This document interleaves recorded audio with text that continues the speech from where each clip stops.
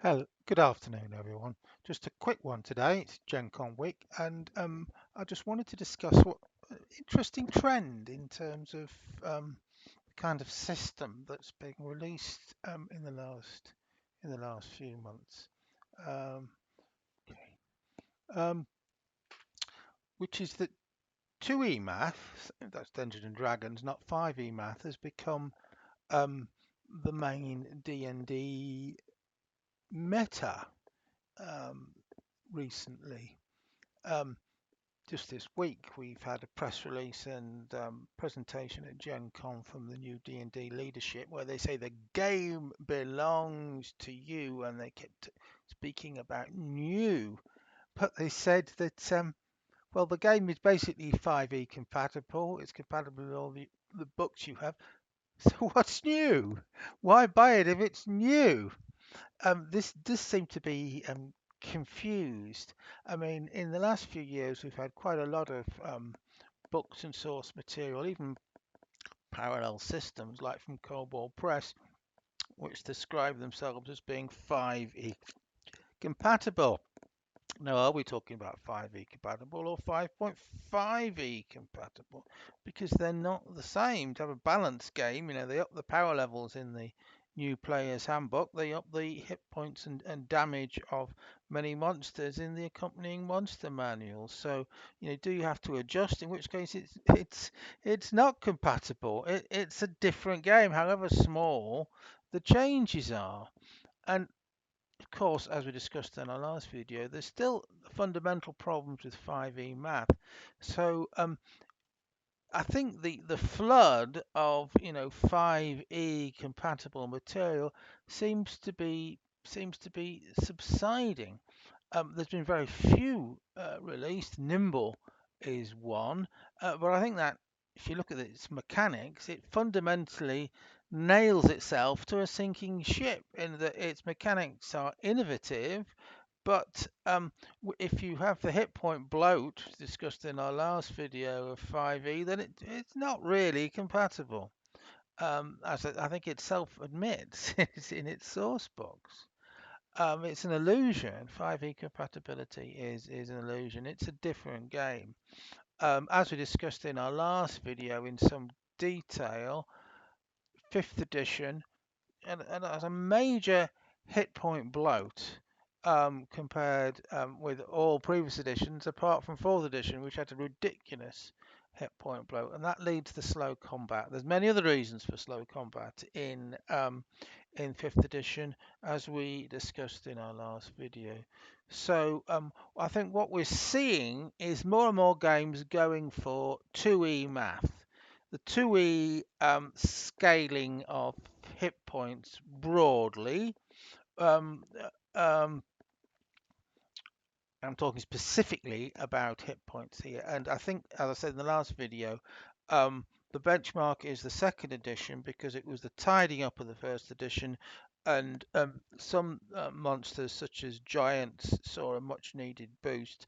But that kind of set the kind of broad scale of hit points for old school games. Very rarely over 100. Now, 3 onwards saw a fundamental reset, this major leap, and it's very difficult to work out the reason for that. Was there a real lobby for it? Really? Uh, because I first thought it was, oh, well, it's multiple attacks. There's loads of multiple attacks in 3rd edition, but multiple attacks began in 2nd edition. At 20th level, you could have 2 or 3 of them, I think. 3 attacks at 20th level in the 2nd edition, so I'm not quite sure that was what the reason was. And of course, broadly, the 2nd edition hit point levels enable faster combat. That overcomes the fundamental problem with 5th edition, which is combat taking an hour and it should take 10 minutes. And of course, that enables the reuse of vast amounts of 1st and 2nd edition Adventures and Monsters. Although this is often more problematic than you think, because at the very least, in many cases, you will have to recalculate THACO, or you'll have to recalculate armor class if you're operating more modern systems. And more modern systems might have very different math. It's not just inverting. the ending of Thaco does. There's something more fundamental going on. Um,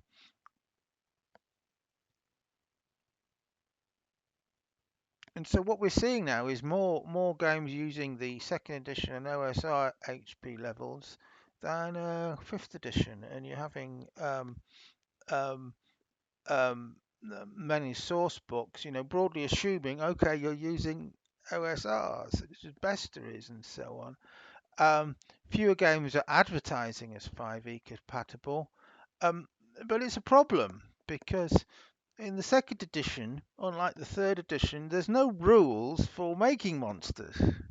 You could fit the rules for third edition monsters and monster scaling on the back of a card with and a few more rules in the monster manuals and the Dungeon Master's Guide to enable more complex design of monsters.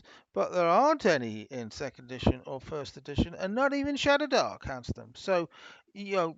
It's not as easy as you might think if you want to make back compatible 5 edition to old school nations. And even adding an extra layer of complexity is, of course, that many monsters that do this 2e reset retain some of the modern D20 mechanics from Dungeons and Dragons. That includes roll over D20, but fundamentally it includes the flatter math and bounded accuracy of second edition, and this creates a problem. Um, if you have rounded advantage, disadvantage, that assumes bounded accuracy. It assumes that you can still be attacking an ancient red dragon and still stand a 1 in 20 chance of hitting it. If um, your third edition, as you're going from level 1 to 20 as a warrior, you get effectively plus 20, which means that to avoid, not rolling the dice at all because you're always going to succeed unless you have a critical failure, um, you have to scale up armor class and you have to scale it up above 20, which means immediately you don't have bounded accuracy. And The other simplification, an important one, was damage resistances and vulnerabilities. Now, um, in old school games, there's no damage categories. Well, there is because it says things like, for example, um, that fire elementals are immune to fire because they're made of fire. So you have swords with extra fire damage and things like that. So they're there, but they're depending on rulings rather than rules. And I've found it surprising, for example, that Shadow Dark doesn't have this damage simplification, even if it doesn't formally have damage types. Because I think that's an important advance, and it's important to have vulnerabilities for monsters. Monsters need weaknesses. You need to have monsters that are vulnerable to being frozen and that kind of thing. Now, in old school games, of course, we have power scaling of levels, and Gary Gygax often started particularly in tournament play, players at level 4 or 5 because they were so squishy at lower levels, and retired them by the time they got to level 12 because they just became too powerful, and it's assumed they retired to their domain. And recognizing the silliness of of that power scaling, fourth edition kind of said, okay, 5 to 15 is the sweet spot. We're going to rescale that over level 1 to 30. Effectively, it was second or third level in terms of hit points. Plus, you had the level 1 powers. But the levels scaled exponentially, the powers did and the damage did, whereas monsters scaled linearly, which meant that after level 10, certainly before the Essentials edition was published, monsters, players became vastly more powerful than their monsters. Many modern games just chop off at level 10, And then you've got these kind of ghost levels, 11 to 20, which games like Daggerheart are trying to bring back. That's not a solution. You've got to properly scale from levels 10 to 20. Um, and I think there is um, an analogy here with sound engineering and video engineering, editing. If you know about that, if you've blown out your highlights, you need to rescale your dynamic range. Or in sound, if everything is too loud, you just need to bring down the gain and rescale, as you do on video, between the lightest and the loudest across your dB range. And game mechanics need to think a lot more about that, because it's often been done very, very crudely. Um, Now, just saying you're going to go for this the second edition reset of hit points is not enough. The monster stats need to match your dice mechanics overall, and in particular your armor class.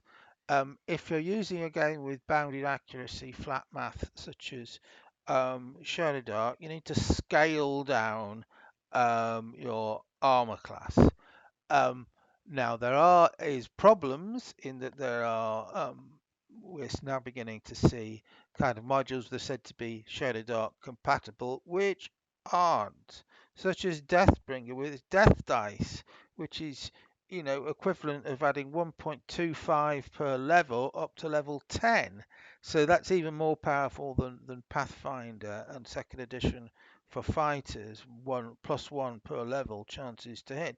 That means you have to scale uh, um, the evasion figures, and you have to scale the armor classes of every monster at higher levels in order for the scheme not, in order for the game to work and not just be, hitting every time or missing every time.